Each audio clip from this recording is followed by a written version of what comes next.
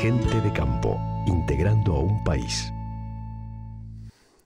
Qué gusto estar otro domingo aquí en la pantalla de la tele, junto a ustedes, junto a Gente de campo, comenzando desde las 8 de la mañana y hasta las 9. Vamos a estar hablando hoy de temas que tienen que ver con la agricultura. Vamos a hablar de la soja y de la próxima campaña de la zafra de invierno. Ya vamos a comenzar, como es habitual, presentando al panel, y es un gusto, como siempre, recibir al ingeniero agrónomo Rafael Tardáguila, director de Tardáguila Agromercados. Rafa, buen día, gracias por estar con nosotros. Buen día, Juan, buen día a toda la teleaudiencia de la tele.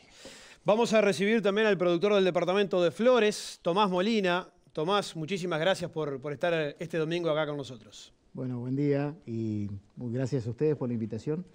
Buen día a la audiencia. Vamos a recibir también al ingeniero agrónomo Germán Bremerman, gerente comercial de Barraca Erro. Germán, gracias por estar aquí con nosotros. Buenos días y buenos días a la audiencia. Y bueno, a Rubén Silvera, director de Revista Verde, que nos vemos habitualmente todos los días, de lunes a viernes. Y ahora los domingos también. Y ahora los domingos Buen también. Día. Gracias por la invitación. Gracias, Rubén, por estar aquí con nosotros.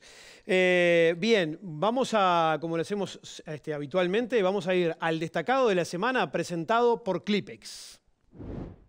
¿Te enteraste que ahora podés comprar cualquiera de los cepos Clipex hasta en 24 cuotas sin intereses? Y las mangas y alambrados incluso podés pagarlas hasta en 5 años. Haga el clic. Use Clipex. Y el destacado de la semana tiene que ver con, bueno, lo que es la faena y los precios que siguen elevados. Faena y precios que siguen rompiendo récords. El mercado de Hacienda atraviesa un momento de esplendor con los precios, como decíamos. La faena sostiene niveles que nunca se habían alcanzado. En el año 2022 van faenados hasta el momento 635.174 animales. Esto significa que se faenó un 13,3% más que el mismo periodo del año 2021. En los 12 meses a marzo ingresaron a plantas frigoríficas más de 2.700.000 animales, en tanto que los precios de los novillos, bueno, continúan ubicándose por encima de los $5, bastante por encima en algunos casos, 5.20, algo más también. Y bueno, y por el momento el mercado no muestra señales muy complicados. Rafa, ¿qué momento el de la faena, ¿no? Y el de los precios. Estamos de los claro, vacunos, estamos ¿no? en el mejor de los escenarios. Precios absolutamente récord, holgadamente, como tú decías, por encima de los $5, $5.20, 25 o 30 para los novillos especiales y pesados, que no abundan, a pesar de que la faena sigue siendo tan importante. Y un nivel de actividad récord, o sea que se están aprovechando esos precios con un envío de animales a faena nunca antes registrado. Si haces los 12 meses a marzo, vamos a estar superando con cierta holgura también los 2.700.000 vacunos faenados. Hay un escenario inimaginable poco tiempo atrás, tanto en cuanto a precios como en cuanto a nivel de actividad. Y en este momento, ¿no? de fines de marzo, principios de abril, se conjugaron tres factores. Por un lado, China pegó un bajoncito. China, el principalísimo destino para las carnes uruguayas. Se fueron los equipos kosher, que siempre es una demanda adicional importante por animales pesados, y estacionalmente es un momento del año que suele crecer la oferta. Si había un momento en estas semanas en que se pudiera dar un bajón en los precios, era este, y sin embargo el mercado siguen con un fervor que por el momento, por lo menos, no le ha hecho caso omiso a esos tres factores potencialmente bajistas. No hay nada, Rafa, que haga pensar, por lo menos en el cortito plazo. A mediano plazo imposible. Ya si China sigue presionando hacia abajo, yo creo que en algún momento puede llegar a haber un impacto. Por ahora no lo ha habido, eso no quiere decir que no lo vaya a haber. El contexto global es de un mercado firme, demandante y con precios altos, lo cual no quiere decir que no vaya a haber las oscilaciones que siempre hay. Bueno, capaz que de los 5.20 nos vamos a niveles dos o tres decenas de centavos más abajo en algún momento, pero la expectativa es que vamos a tener un precio extraordinario. La expectativa es que vamos a tener un año excepcional en cuanto a precios y que va a ser récord, porque el año pasado, cuando le pasabas raya el año pasado, el promedio no llegó a los $4, porque el año había empezado a 3.20. este año va a quedar lejos por encima atrás de los 4. Sí, Bien. sí, sí. Perfecto, bueno, así teníamos el destacado de la semana. Ahora nos vamos a ir metiendo ya en el tema de hoy, el escenario favorable que está atravesando la soja, cómo se proyecta todo lo que tiene que ver con la zafra de invierno. Vamos a escuchar el siguiente y ver el siguiente informe presentado por Zambrano y compañía. Haga buenos negocios todo el año con Zambrano en Plaza Rural, remate 246 Plaza Hereford, del 6 al 8 de abril. Sume y súmese a la mayoría. ¡Atención! Como siempre con la gran oferta de Plaza, destacamos y recomendamos lotes en todas las categorías y en todo el país. Zambrano en Plaza Rural. Sume y súmese a la mayoría. ¡Vendo! Con una siembra de soja que según datos oficiales totalizará las 981.000 hectáreas, mientras que las estimaciones privadas hablan de 1.150.000 hectáreas, la oleaginosa se prepara para la cosecha en una zafra que comenzó amenazante, pero en la que las lluvias y la recuperación de precios cambiaron el escenario.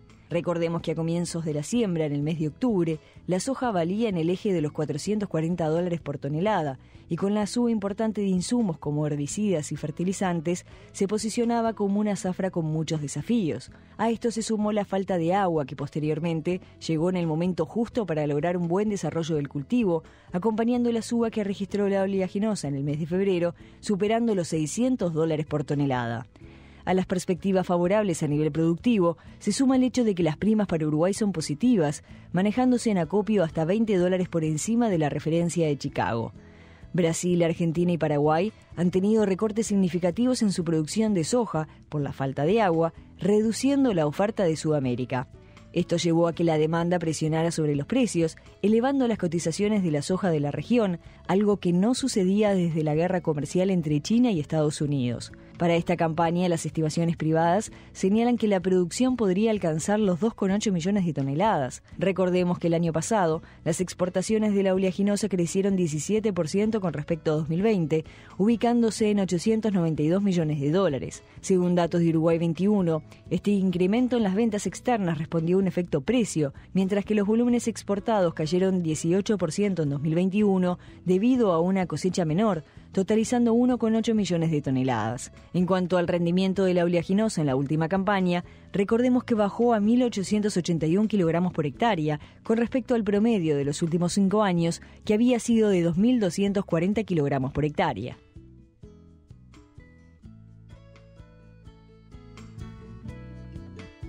Bien, está el tema planteado arriba de la mesa. Vamos a comenzar justamente a compartir intercambio entre quienes estamos justamente aquí en esta mañana. Rafa.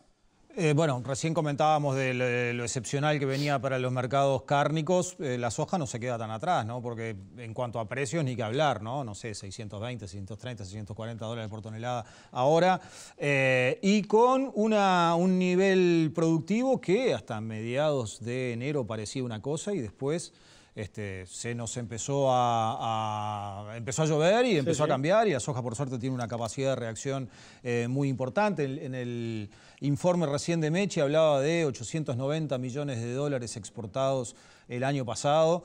No estoy muy fino en los números de la soja, pero seguramente estaremos este año entre el aumento de la producción y el aumento del precio.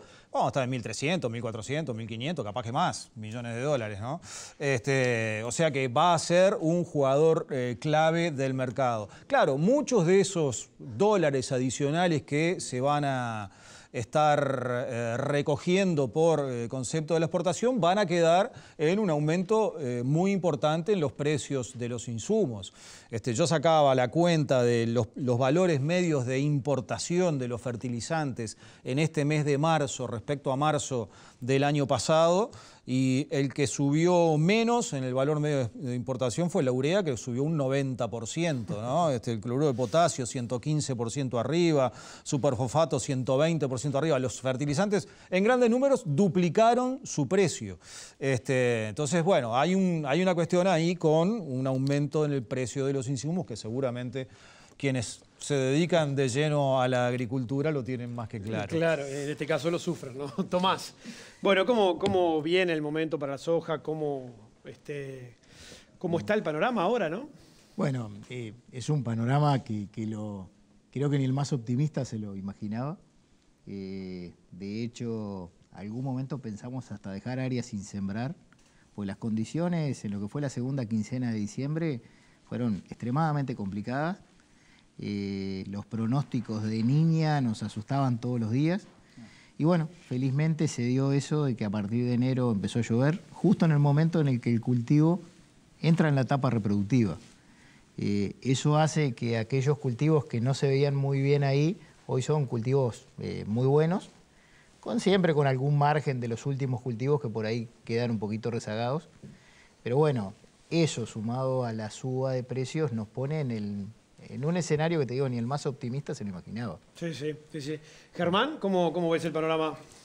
Bueno, coincido 100% con lo que decía Rafael y con lo que comentaba Tomás. Realmente no nos imaginábamos esto.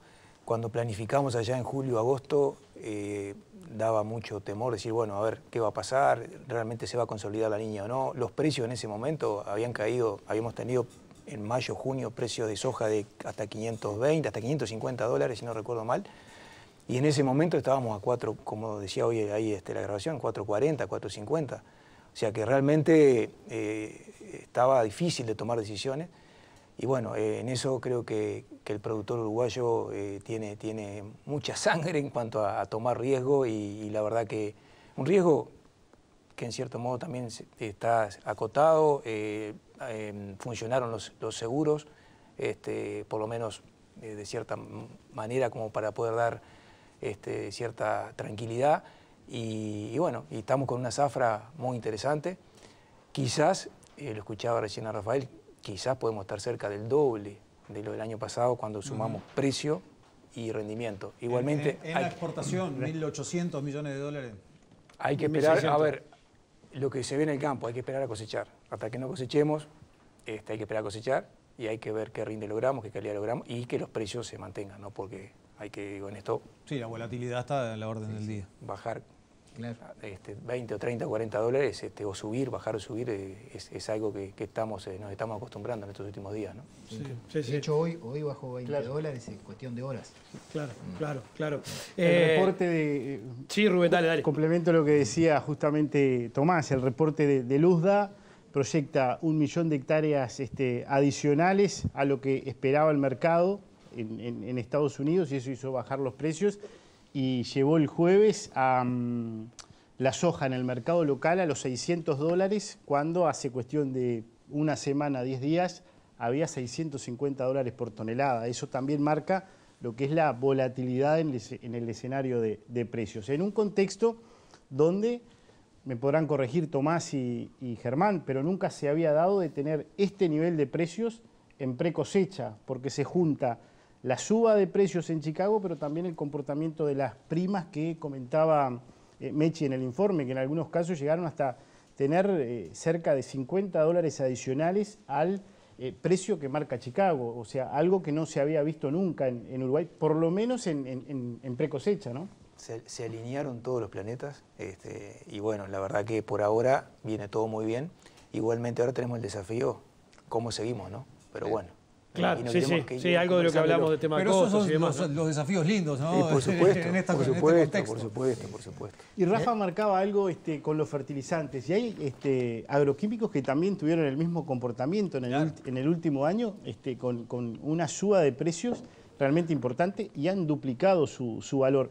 En agroquímicos es más dispar el comportamiento de los precios porque depende mucho de cada molécula, pero también hay una tendencia alcista en los precios, ¿no? Que obviamente repercuten en la ecuación. Sí, los fertilizantes era como un ejemplo, ¿no? Claro.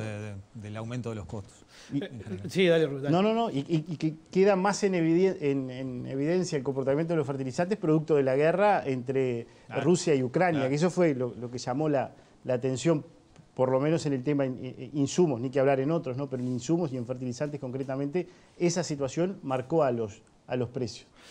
Bien, nos vamos a ir a la primera pausa. Antes les decimos que nos pueden seguir en nuestras redes sociales, Twitter, Instagram y Facebook, como Gente de Campo Uy. Además, se pueden ver los programas anteriores en nuestra web o en el canal de YouTube como Gente de Campo. Pausa y luego de la misma regresamos. En Indarte, porque trabajamos en equipo, seguimos creciendo sobre bases sólidas y en todo el país. Integramos Plaza Rural, su mejor opción en ventas virtuales. www.indarte.com.uy. Indarte y compañía.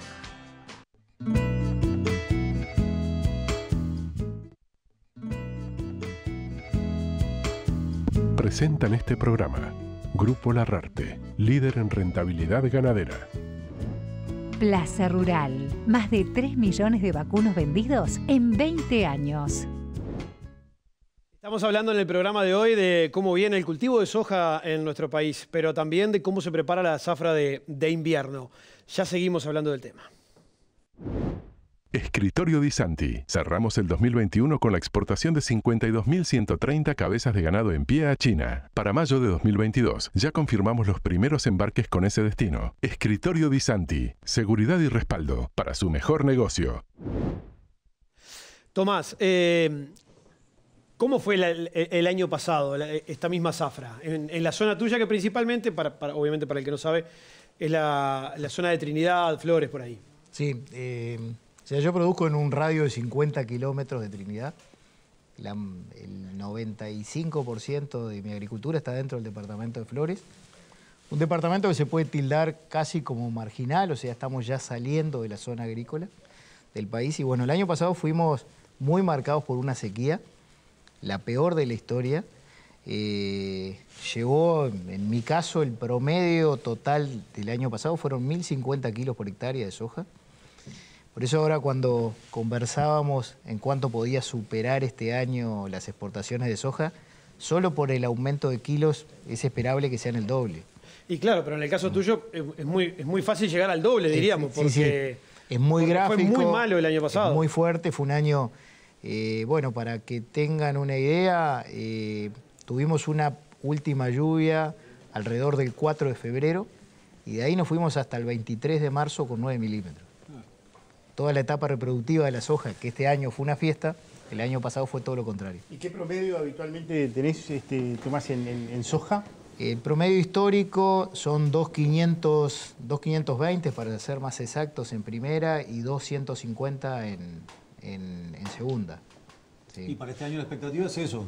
Para este año la expectativa es eso, quizás se pueda superar. Creo que cada vez vamos ajustando más las tecnologías para que la segunda se empiece a parecer cada vez más a una primera. Es ahí donde encontramos el número, la moneda que nos tiene que quedar a las empresas.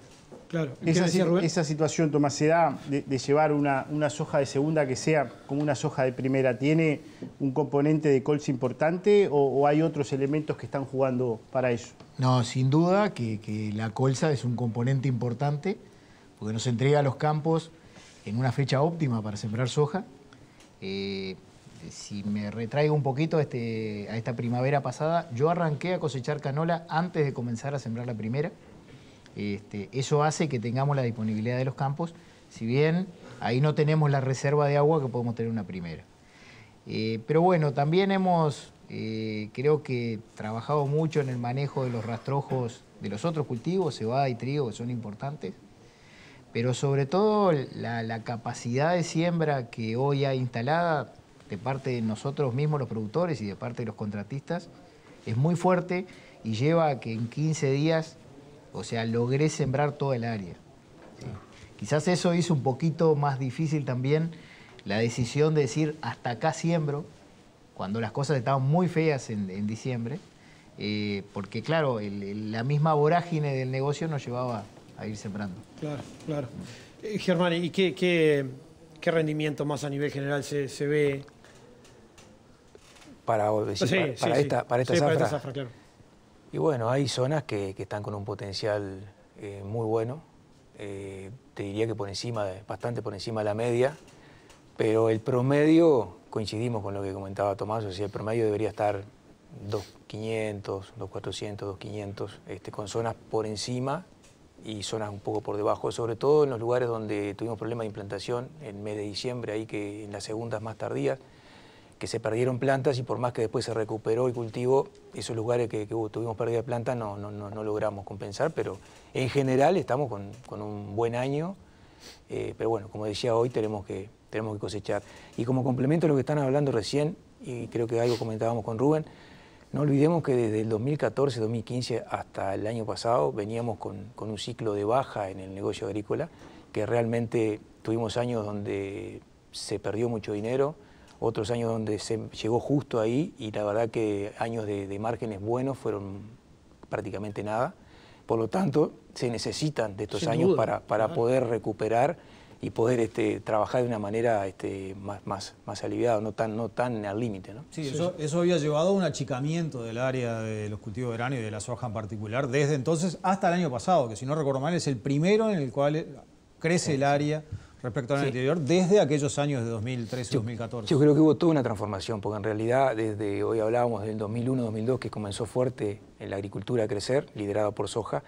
Creo que creció, pero en una agricultura muy industrializada, donde la relación costo-beneficio en aquel momento era muy a favor.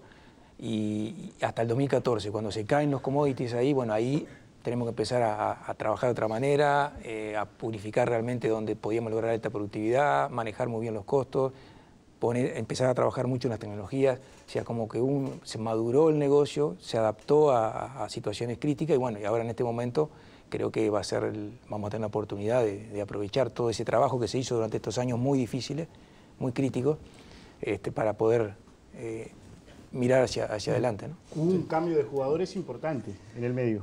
Sí. El productor individual, por definirlo de alguna forma, fue el que ganó terreno desde 2013, 2014, ni que hablar cuando se da la caída de precios 2014, 2015, a la fecha. Hay una reconversión del perfil de productor, ¿no? Indudable, porque o sea, el pool de siembra tiene otros costos que sobre todo lo que son las empresas familiares lo logramos manejar en base a la confianza. Pero una puntuación que me parece muy importante, en estos años en el que el negocio fue muy malo, las empresas y sobre todo las empresas nacionales nunca dejamos de incorporar tecnología.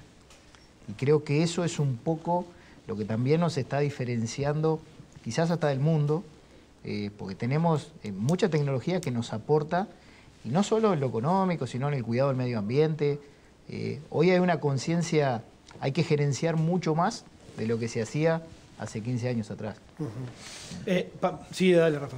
El agricultor es muy de cuando viene bien, de redoblar la apuesta, ¿no? Tenemos que esperar un crecimiento ahora para la zafra de invierno y para la próxima zafra de verano. Es lógico esperar eso. Yo viéndolo desde el punto de vista de los rubros, porque la tierra es finita, ¿no? Y de los otros rubros, las otras opciones productivas del país que podrían ver una competencia desde la agricultura bastante más intensa. Lo que me parece que fue parte también del cambio es que teníamos una agricultura hasta el 2014 liderada básicamente por soja y a partir de ahí se comenzó a diversificar más, los cultivos de invierno entraron a ser mucho más importantes, creció, bueno, colza no existía en ese momento y hoy estamos hablando que quizás podemos superar las 200.000 hectáreas, trigo se había caído muchísimo, este año estamos recuperando, la cebada ha ido creciendo, entonces hoy quizás podemos apostar a cercano de las 700.000 hectáreas de invierno y a su vez en verano el maíz también ha crecido y realmente como que hay una diversificación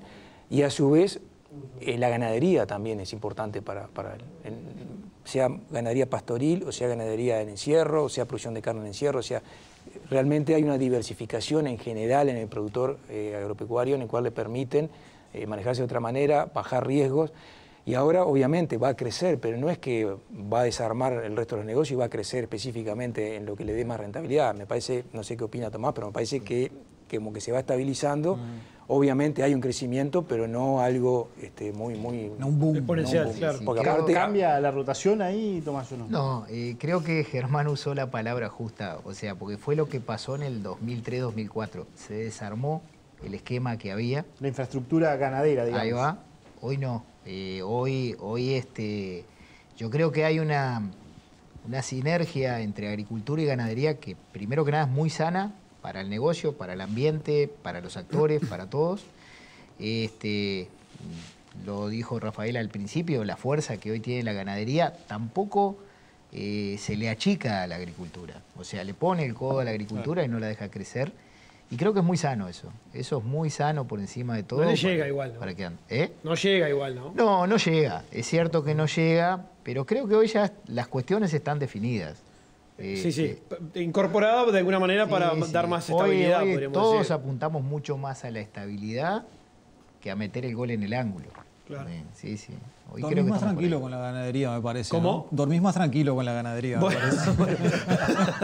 bueno, capaz que sí. A veces. Capaz que sí.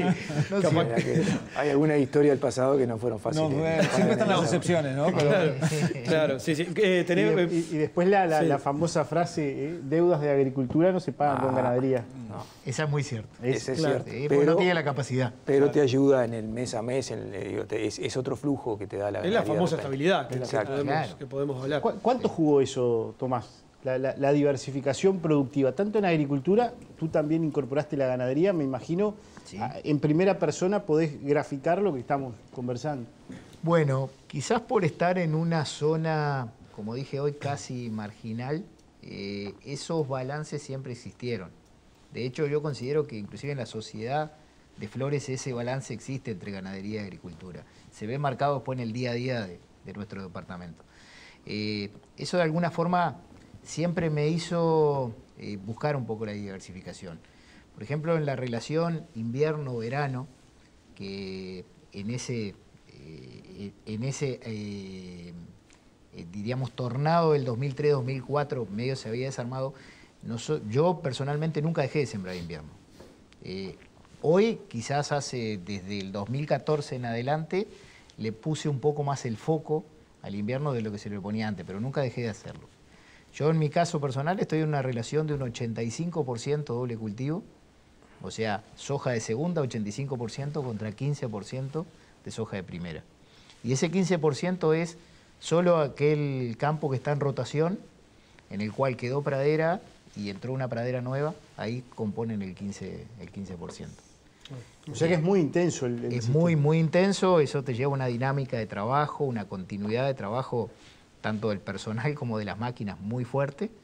Y bueno, y nos hemos acostumbrado a esta gimnasia, en el cual hay meses en el que, porque tenemos en noviembre, tenemos que cosechar y sembrar prácticamente el 85% del área. Claro. Y en mayo se vuelve a repetir la historia. Sí. En invierno yo estoy dividido en prácticamente 3/3 iguales, entre canola, trigo y cebada. Con estos precios, ¿se vuelve quizás a aquellas tierras no tan productivas para los granos que en algún momento se tomaron? Y bueno, puede pasar que alguna pradera que de repente esté cumpliendo su ciclo y estaba pensado a volver a pastura nuevamente, quizás puede pasar que se haga agricultura puntualmente en una rotación acotada, pero no con aquella agresividad de que... No un número significativo, digamos. No, exacto. Y con aquella agresividad de que, bueno, que se hacía una agricultura de repente en suelos donde eran marginales y algunos muy marginales. Sí, creo que acá claro. hay conciencia un poco, no nos hemos olvidado de lo que pasó. Ya sirvió de experiencia lo que pasó. Creo que la también realidad... plan de uso nos marcó un camino. Yo confieso que muchas veces, ante la presión de un dueño de campo para sacar más área, lo uso hasta como excusa, porque nos marcó un camino que creo que va a terminar haciendo una diferencia como país. Nos ayuda mucho. Sí, hoy cuando vas a Argentina o Brasil y explicás lo que... Argentina, Brasil, Paraguay, explicás cómo funciona y demás, y realmente te miran como diciendo, ¿qué estás hablando? O sea, Claro. Y creo que está, en la medida que se maneje, mucha gente que venía haciendo las cosas bien no le cambió demasiado. No, pero totalmente. ayuda a ordenar y ayuda a trabajar de una manera pensando no solamente en la productividad, en la rentabilidad y también en el recurso de suelo y en el recurso ambiente, como comentábamos hoy. Claro, perfecto. 700.000 hectáreas de invierno, Germán. ¿Piso o...? Así como la soja hay que cosecharla, Al área hay que sembrar. hay que sembrarla. Hay que sembrar. Está más lejos La todavía. intención está. Ahora precisamos un 15 de abril en adelante, cuando arranque la cosecha, con un clima que no venga muy extremo ni de lluvia ni de seca, porque necesitamos entre el 20 de abril y el 20 de junio necesitamos sembrar esas 700.000 hectáreas. La capacidad está, pero hay que ver el clima después cómo juega, ¿no? Cielo abierto, nunca sabemos cómo. Obviamente. Y hoy la expectativa es un crecimiento mayor en colza trigo recuperando algo y cebada con cierta estabilidad en el área. Ese sería el gran concepto pensando en invierno. Colza, que nos llama mucho la atención porque da la sensación de que crece bastante.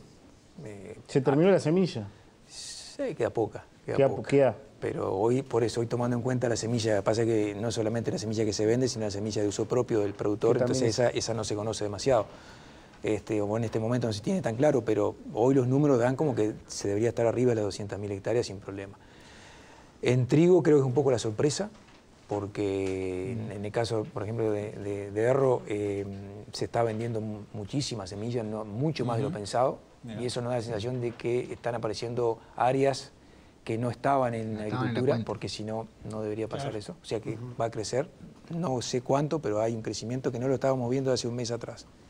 Y en el caso de la cebada está marcado por, creo que está estabilizado ahí con las malterías y algo de cebada para otro destino, forrajero, de exportación, que está, algo puede crecer, pero me parece que ahí no está la... O sea, realmente es Colza quien está liderando, y ahora apareció trigo también con algún... ¿Zona centro? Número.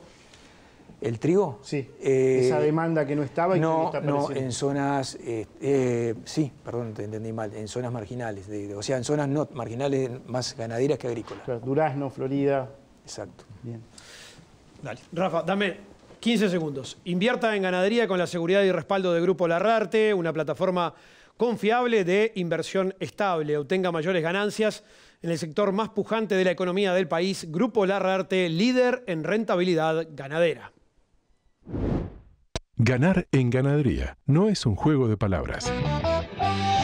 Ganar en ganadería es 11,3% en rentabilidad con retiros cada 45 días. Grupo Larrarte, de norte a sur, respaldando su inversión.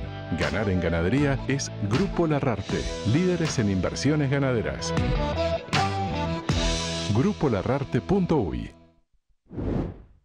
Rafa, te dejé colgado con la pregunta. No, sí, está bien.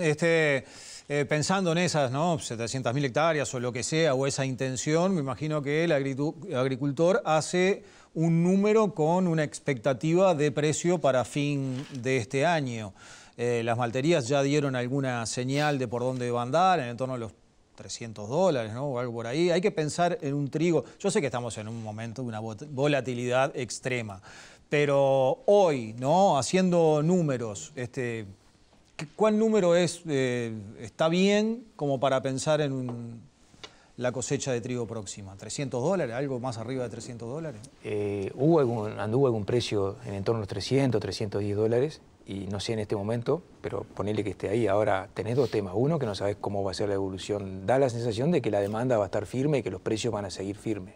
Eso por un lado. Ahora, así como la soja baja y sube, el trigo también. Digo, llegamos a tener trigo hace un mes atrás o menos, quizá. Está bien que teníamos la guerra, algo cisne negro ahí no previsto, pero llegamos a $380, $390, casi $400. Entonces, ¿cuál puede ser el número? No sé, que ahí está el gran desafío, porque si hoy al costo que tenemos los insumos le ponemos $300, $310 al trigo y logramos sacar, que es el otro tema, calidad, trigo panificable, porque digo, también tenemos que ver que si logramos ese trigo que sea que cumpla su objetivo y no termine siendo un trigo forrajero, el rinde de equilibrio es 1. Ahora, si nos caemos de 300 a 250, y el 250 es un excelente precio, pero ya ahí con el costo que tenemos de los insumos, con el costo que tenemos de los insumos, paso capaz de 3.500 kilos, 3.600 kilos de equilibrio a 4.400, 4.500, y ahí ya sacar arriba de 4.000 kilos promedio y con calidad. Y a la cebada le pasa lo mismo. Quizá la colza es la que está un poco más, tenemos la expectativa de que esté más firme, un poco por lo que está pasando en el mundo, pero no está fácil, y hoy creo que es el gran desafío del productor.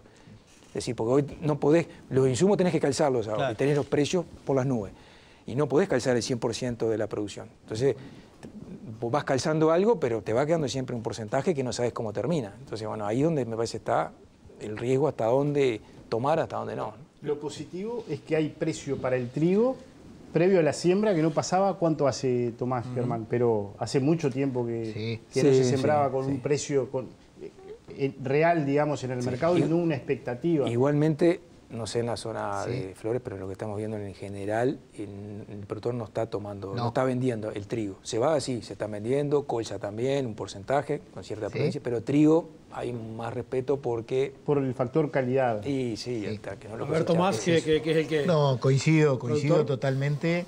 Si bien hay la exportación, está queriendo traccionar con el negocio de trigo, nos da mucho miedo tomar posiciones de antemano. Yo diría que no me animaría a tomar posición de trigo mayor a un 40% de lo que estimo en la producción promedio, porque son pocos los años, como fue el año pasado, en el cual tenemos buena calidad en el 100% de la cosecha, ¿no? Yo mis cuentas quizás sea un poquito más, no digo que pesimista, pero cuidándome un poco más en las cuentas, yo tanto en cebada como en trigo he usado el 2.80 como un número. Para armar los presupuestos. Para armar los presupuestos. Eso con costos de hoy y con los rendimientos promedio de mi zona, entre 3.500 y 4.000 kilos, es un empate casi que tenés que estar atajando las pelotas a última hora, ¿no? ¿Y ese precio es puerto o chacra, como decía el Toto Gramón? Precio... A mí háblenme de precio chacra, no de precio, precio puerto. Eso es precio puerto. Yo tengo en mi zona, la logística asume entre 20 y 30 dólares de flete. Estamos prácticamente equidistante de Montevideo, Nueva Palmira. Y o sea, hay que asumir ese costo, ¿no? El 2.80 es puerto. Bien. Y para cerrar, Juan, el tema invierno... En el caso de cebada no, porque las malterías sí tienen recibo en nuestra zona, y ahí es lo que le juega a favor a la cebada. Bien, eso quería comentar, o sea, los planes de las malterías marcan 90% del trigo de diciembre. Bien. La otra es una fórmula que da un poquito por encima de ese valor de referencia. Y después está la exportación a China con un precio que salió en la semana anterior de 290 dólares puerto. Esos son los planes para los cereales. Y en colza se está hablando de la referencia Matif, que hoy la está dejando en torno a los 700 dólares. Incluso hubo algún dólar más, Germán, ¿no? En líneas generales. Sí, va por ahí. Llegamos a tener un 730, 740, pero está en los 700 dólares muy firme y me parece que es el número quizás más interesante, incluso por el rendimiento equilibrio, que anda, depende un poco de la situación, pero 1.400, 1.500, 1.600 kilos. Coincidimos totalmente en ese número. Por eso, ese es el número, y en general tenemos una expectativa de que en año normal, y quizás no le tenemos tanto miedo, que en general calidad no tenemos problema, por lo menos lo que es calidad, lo que puede ser DON o ese tipo de cosas en invierno. Entonces por ese lado como que hay, como que se puede tomar un poco más de riesgo. Y es un año... Perdón, perdón que la verdad que dale. no quiero copar la banca, pero por favor. Es un año donde este partido siempre se gana, independientemente del precio, con kilos. Sí. Es un año donde se invierte para apuntar a tener kilos, calidad, o en función de lo que comentaba Rafa al principio, el precio de los fertilizantes. Es un año donde se cuida un poquito ese aspecto, la inversión. Creo que sí, se invierte como todos los años, se gerencia mucho más. O sea, hoy hay que medir no solo cuánto, sino cuándo haces cada una de las labores. Y creo que lo que queda fuera de partido este año es hacer las cosas al más o menos. Al voleo. Eso no, este año queda fuera de partido porque los costos son muchos. Es mucho el capital de riesgo que pones sobre cada hectárea. Pero y aparte, en el caso de trigo y cebada, por ejemplo, si no das justo con la medida de nitrógeno y azufre, por ejemplo, perdés calidad y pasás de una cebada maltera a forrajera o pasás de un trigo harinero a forrajero, y ahí te significa una caída importante. O sea que no podés, en ese aspecto lo haces bien o no lo haces. De la mano de la tecnología se llega a lo que... Exacto. Exacto. Nos vamos a ir a la pausa. Antes les presentamos el indicador ganadero Plaza Rural, la herramienta de referencia para el valor del ganado. Plaza Rural presenta IPR, Indicador Ganadero Plaza Rural, la herramienta de referencia para el valor del ganado. El precio promedio de la invernada fue de $2,62 por kilo, mostrando un aumento de un 2,3% con respecto al remate anterior, un aumento del 29,4% con respecto al mes de marzo de 2021. El promedio general fue de $2,57 el kilo, aumentando 1,66% con respecto al remate anterior, un aumento del 32,4% con respecto al mes de marzo de 2021. En tanto, el promedio de la cría fue de $2,48 el kilo, con una baja de 0,8% con respecto al remate anterior, un aumento del 36,8% con respecto al mes de marzo de 2021, y es de destacar el 96,5% superior al registro histórico. Plaza Rural, más información, mejores negocios. La pausa y ya regresamos para el último bloque en esta mañana de domingo aquí de Gente de Campo por la pantalla de la tele. Ya volvemos. Cuchillos del Uruguay y Lorenzi, desde 1938. Fabricante de Franz Wenck Solingen, Sol y Cazador. Para obsequiar y obsequiarse. Tienda de campo, cuchillería y platería criolla. Contáctenos por WhatsApp 098-442-206.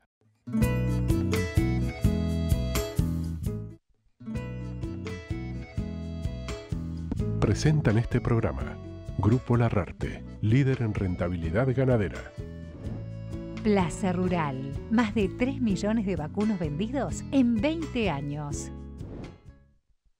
Entramos al último bloque de esta mañana de Gente de Campo aquí por la pantalla de la tele. Rafa, querías comentarnos algo. Sí, el otro día, el lunes pasado, participé de una conferencia organizada por la Asociación de Consignatarios de Ganado, que hizo una exposición, un especialista en proteína animal, pero aplica también para la agricultura, el australiano Simon Kilty, que basó su exposición en que estamos conviviendo con extremos, ¿no? Ni que hablar que la guerra en el este europeo es un extremo, pero él también hacía una referencia y mostraba una estadística de extremos desde el punto de vista climático o meteorológico, desastres de ese tipo, que de acuerdo a esa estadística, estamos hablando de sequías, inundaciones, tornados, bueno, granizo, yo qué sé.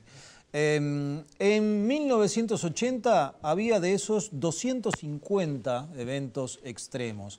En 2019, 820 eventos extremos. O sea, se cuadruplicaron. Se podría decir, bueno, capaz que ahora se contabilizan mejor que antes, pero de todas maneras es un hecho que subieron. Será por el cambio climático, será por lo que sea, pero obviamente eso tiene una incidencia marcada en todo lo que tiene que ver con producciones a cielo abierto, como es toda la agropecuaria, y termina determinando una gran volatilidad, como ha pasado, como está pasando últimamente en prácticamente todos los años, ¿no? Ahora este año fue, acá zafamos justito porque estamos un poquito más al sur, pero la sequía en el norte de nuestra región, que diezmó la cosecha de soja de Paraguay, en Paraná, en Brasil, bueno, en el norte de Argentina, una intensa sequía en el oeste de Estados Unidos también, que más bien que impacta.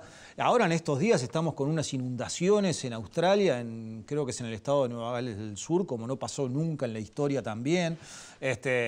Nos tenemos que ir acostumbrando a convivir con este tipo de eventos que te alteran y que en general te tiran para abajo las producciones y te presionan hacia arriba, por lo tanto, los precios, ¿no? Y eso es básicamente lo que ha pasado en los últimos tiempos. En la zona esta, no sé, creo que los pronósticos empezaron con 35 millones de toneladas más de soja de la que finalmente se va a cosechar, ¿no? Vaya número. Para la producción de cielo abierto esto es terrible, ¿no? Íbamos a hablar justamente de la tecnología. La tecnología aquí también se puede aplicar seguramente para prevenir ciertas cosas, ¿no? Pero, ¿cómo se aplica? Vos hablaste hoy, Tomás, comenzaste hablando de cómo aplicarla. Es un año especial para aplicar tecnología y demás. Para, bueno, de cara a la próxima zafra, ¿no? Con costos altos, con un montón de cosas. ¿Cómo se aplica la tecnología ahí? Bueno, yo creo que todas las nuevas tecnologías que fuimos incorporando, y sobre todo en los años de crisis, casi que se volvieron la Biblia para nosotros, porque nos hicieron ver mucho más al detalle todo lo que pasa en el campo.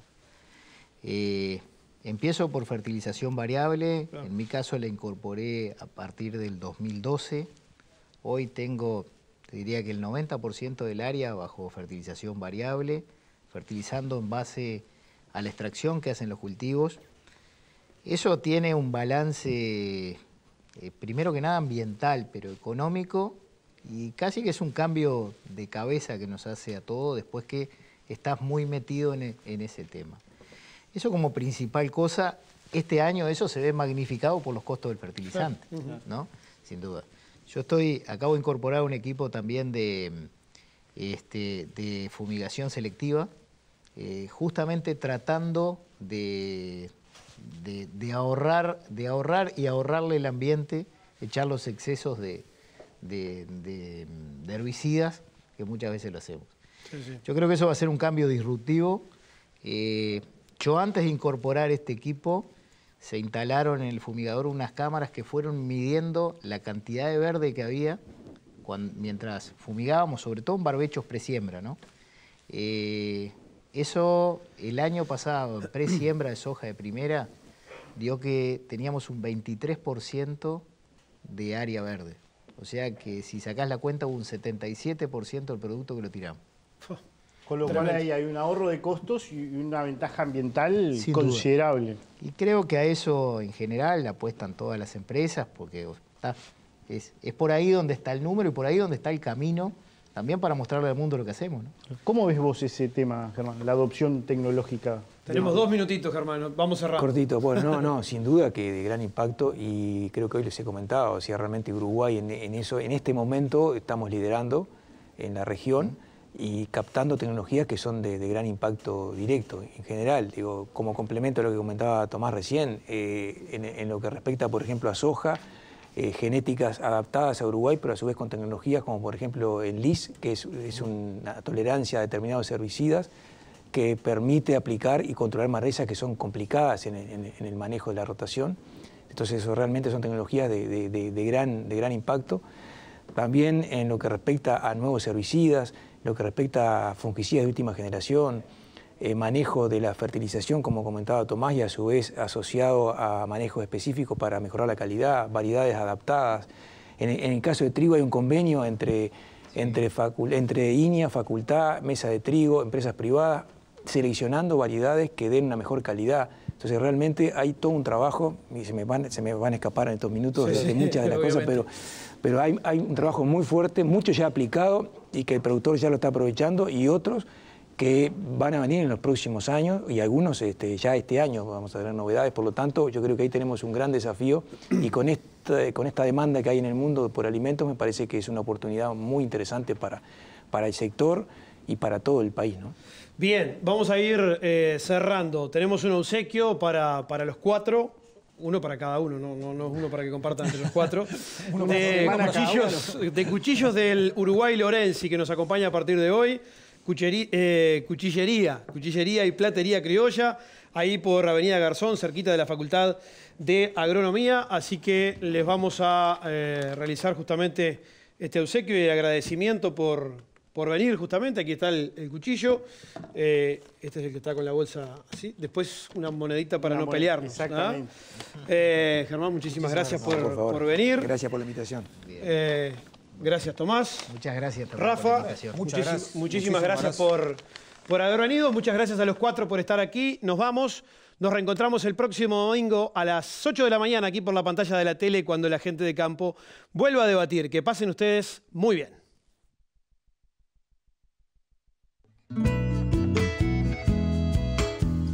Fue una producción de Inversa, Comunicación y Desarrollo, y Álgebra, Comunicación aplicada al agro.